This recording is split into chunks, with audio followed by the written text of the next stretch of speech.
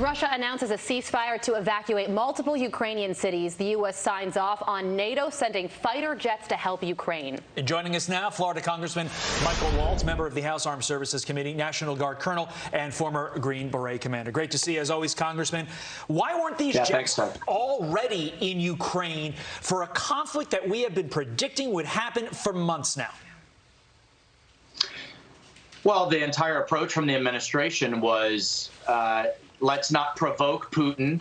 Let's not escalate the situation. And their strategy basically rested on a hope that Putin wouldn't do what many of us saw that he was determined to do. So now the administration is leading the world in a strong reaction, which is fine and is certainly needed. But many of us, including President Zelensky and members of Congress, were demanding exactly that. Let's provide those arms on the front end. Even if Putin wasn't deterred by them, the Ukrainian resistance would have had them on day one, not weeks after the fact as they're struggling to survive. Yeah, Congressman, also, it looks like the Biden administration is finally considering banning Russian oil and gas. But then at the same time as Antony Blinken says that he's actually talking to NATO allies about this, the U.S. sends a group of officials to Venezuela over the weekend. This is the highest level U.S. visit to Venezuela in years. So how do you read that situation? Does that mean that we might start buying Venezuelan gas instead of Russian? Is North Korea also selling gas that we can buy as well? I mean, where do we really go from here when we could be doing this here at home? Carly, we cannot trade one dictator's oil, Putin's oil, for the Iranian regime's oil and for the dictatorship in Venezuela, Maduro's oil. That is a devil's bargain that this administration appears to be about to enter into.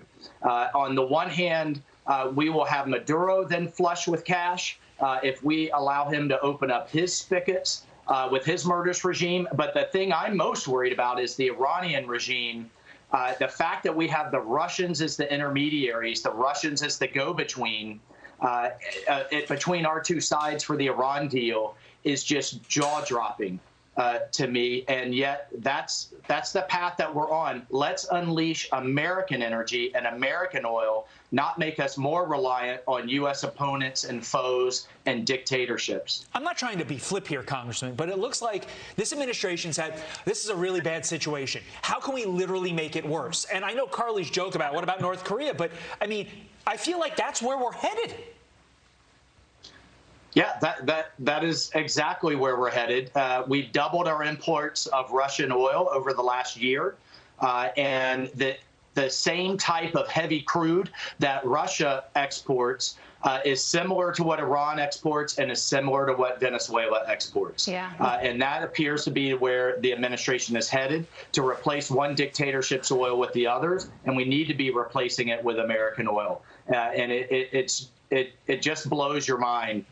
That this is the strategy that this administration, it's unconscionable. Without a doubt. It seems so simple. The solution seems so simple, Congressman, and yet there is absolutely no willingness to reach that goal. Got to leave right there.